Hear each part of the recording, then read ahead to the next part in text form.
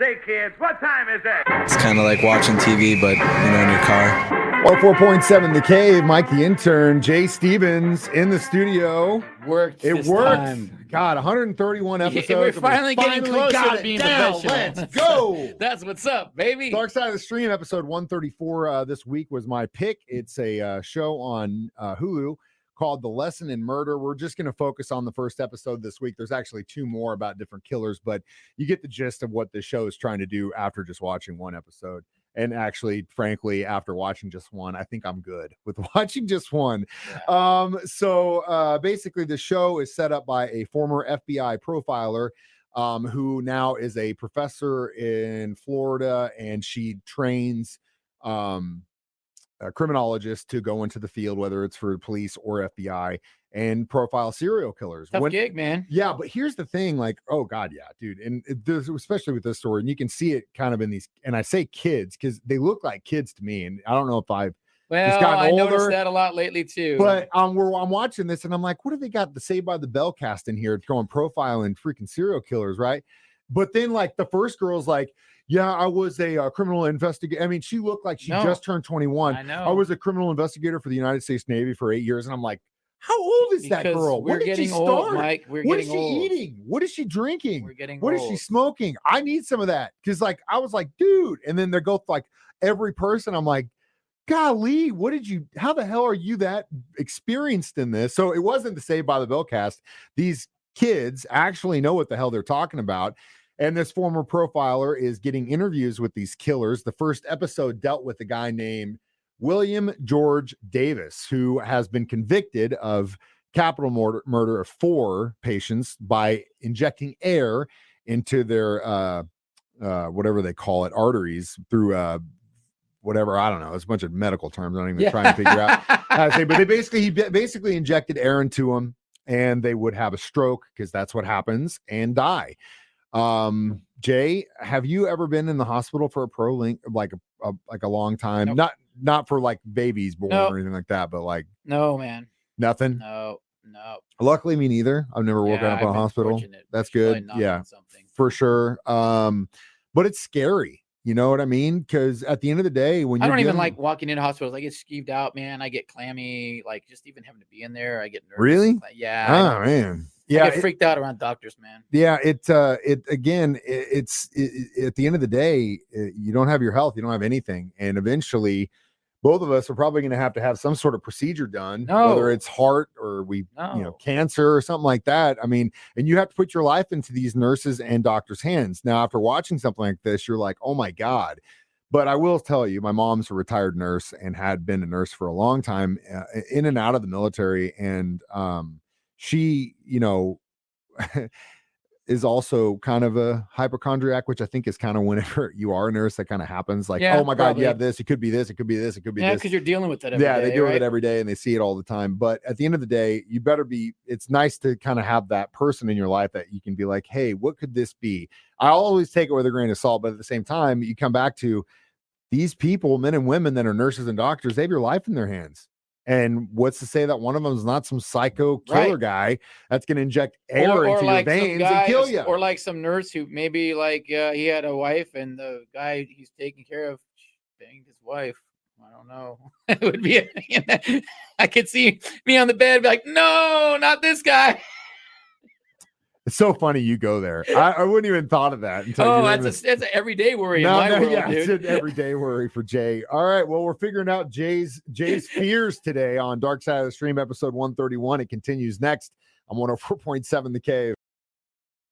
Mike, the intern, Jay Stevens, back in the studio, still laughing from the previous break. We found out that Jay is. We made our own documentary. Jay is scared of hospitals, ERs, but he's also scared of screwing with the wrong woman, and then eventually that woman's husband is a doctor and finds him under the knife. Well, who do we have here? Yeah, Mr. Singer Boy. It is a small town, Jay, so just keep that in mind when you go out and do what it is you do. All right, so back to episode 1 of The Lessons in Murder, which should not be confused with the actual movie called Lesson in Murder, because I was trying to find it when I was like, okay, let's watch this, and I was like, what is this movie? I would never do this. And then found Well, out you told documentary. me it was about a nurse killing people. Essentially, yes, the episode 1, there's different episodes. They focus on different killers and their motives, but we're focusing on episode 1, Will Davis, who brought up in a kind of lower to middle class family in Texas. Seemed like he was a smart kid. But there were warning signs. They have an interview with a woman who was the cousin of a woman he dated in his teens and early 20s, or at least until he went to college. She was a couple years younger than him, but he was extremely possessive to the point where they actually got a restraining order against him. And what he do when they did that? He tried to crash his car into their house, but it missed and hit a tree. Red flag, right? When the woman goes to interview him in the prison, he brings it up because he starts talking about all the psychological problems he was having, and he goes, "That's why I tried to crash my car into a tree," which he still at this point won't take any kind of like, okay, you know what? This is what I did. She pissed me off. I went after her. I just crashed my car into a tree outside of her house. Yeah, that really works. But you can obviously tell this guy is not going to say like, I did this. Yeah, he blames everything else. He blames the system. He blamed the hospital system on how they wouldn't give him enough hours and money, and all the, the execs were making all the money. Again, he was buying all these things for himself. He was buying a big house. He was putting in a pool, nice car. Nurses, especially in the beginning, don't make a whole lot of money, especially to put in a $40,000 pool in your backyard. I can't do that. And I'm sure my mom couldn't do that even at the time where she's making a lot of money. So again, that was his own problem and stuff that he created. So eventually, and this was actually pretty crazy. She gets him, she being the woman that interviewed him in prison, to admit to another murder of which he wasn't convicted. The first one he did, which was a 96-year-old woman, and he says was a mercy killing, which I call BS on. What do you think about that? Yeah, that's well, this guy was kind of crazy, but you do hear other stories of where nurses will be like feeling bad, the patient's, in pain, can't help, and then they assist with. It's not your call to play God. Yeah, it's not. But I think this was his trial and error setup, because if he goes after a 96-year-old woman, who's going to fight the fact that she just passed away? It happens all the time. Yeah. So that gave him an opportunity test the waters a little bit, it. Test his little theories. I will hold the next thought for the next break, because I thought this was the most telling thing about him when he was doing the interview with this woman. And we'll talk about that next. Dark Side of the Stream on 104.7 The Cave. 104.7 The Cave. Mike the Intern, Jay Stevens back in the studio. It's Dark Side of the Stream, episode 131, discussing episode 1 of the Lessons in Murder show on Hulu. So we're talking about Will Davis. There's all this lead up to the woman getting to interview him in prison to kind of figure out the motive, because that was one of the goals. They, as a team, they said, what are we trying to get out of this? The first thing there was motives. Second thing was to find out if there were any more victims, which they did. Yeah, they did. And the third, to give some closure to some of the family, because in fact, they do interview one of his victims that he did try to kill the same way, who survived it, but now is paralyzed on the left side of his body.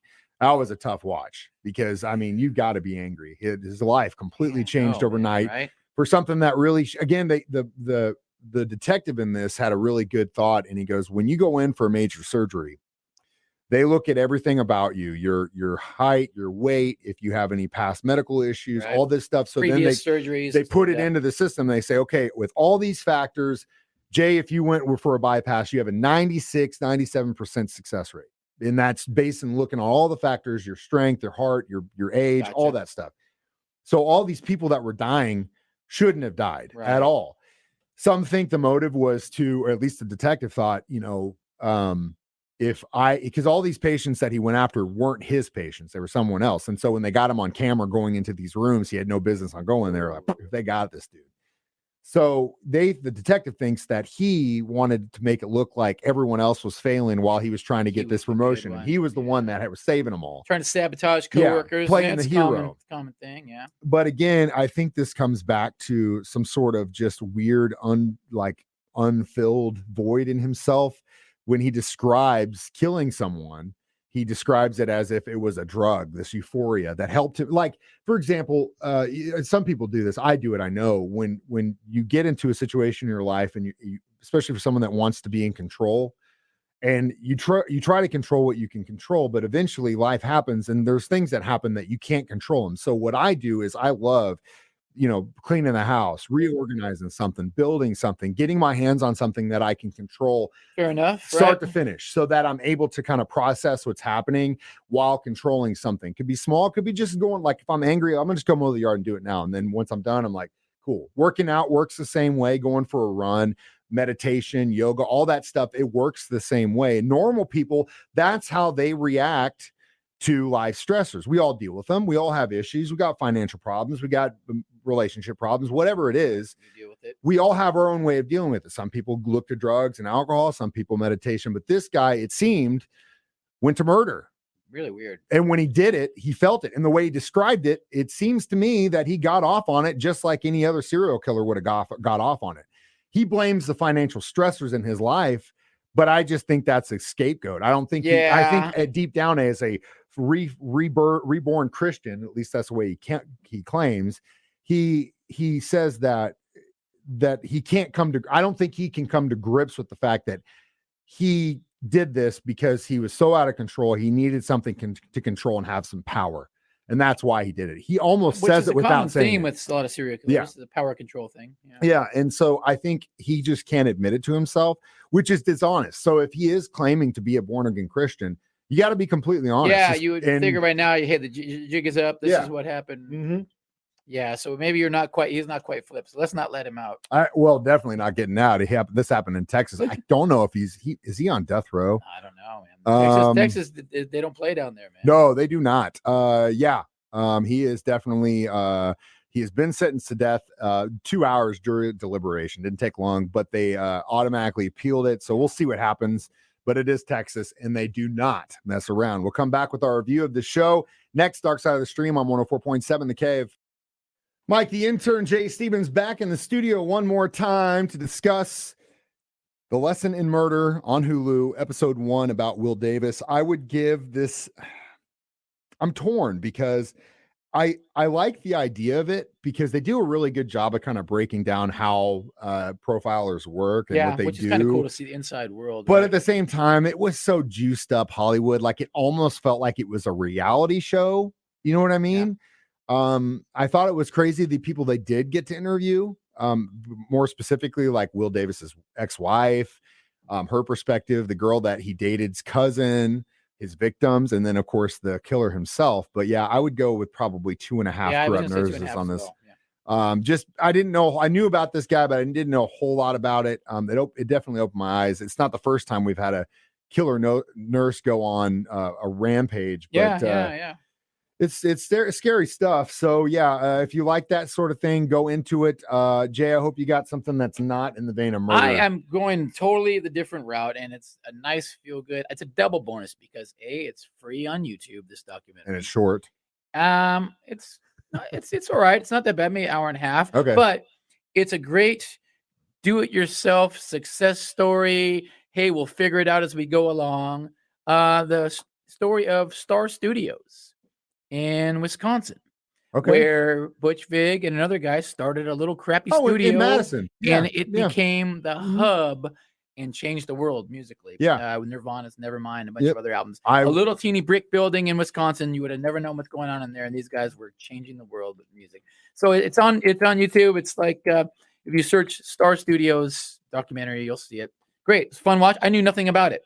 I knew nothing about this little mysterious brick studio in Wisconsin that they built themselves. You can actually still see the building in it's Wisconsin. a great story. And then how things just went from them trying to figure out how to record bands into blowing up to huge and getting $100,000 offers to record bands. And Butch also a member of the band Garbage too. So talks all about that as well. He was definitely one of the it guys in that scene because of what he did with Nevermind. They didn't know what they were doing, and they just started plugging stuff in and buying cheap equipment. And if they could find a $10 microphone here, they'd figure out how to use it. And next thing you know, top producer in the world. So, man, good stuff. All right, story. Good. I'm looking forward to it. And then I've got one pick for next week that hopefully we can get into for a while. Again, this is Dark Side of the Stream, episode 131. You can stream it every Thursday at 9 a.m. online, 1047thecave.com, or on our Facebook page or YouTube channel. Just search Dark Side of the Stream. You can stream it as a podcast on our 104.7 The Cave app or listen to it live on the air every Thursday at 9 or 6 p.m. during Jay's show. I'm Mike the Intern. This is Jay Stevens reminding you we watch movies documentaries so you don't have to. Stark Side of the Stream on 104.7 The Cave.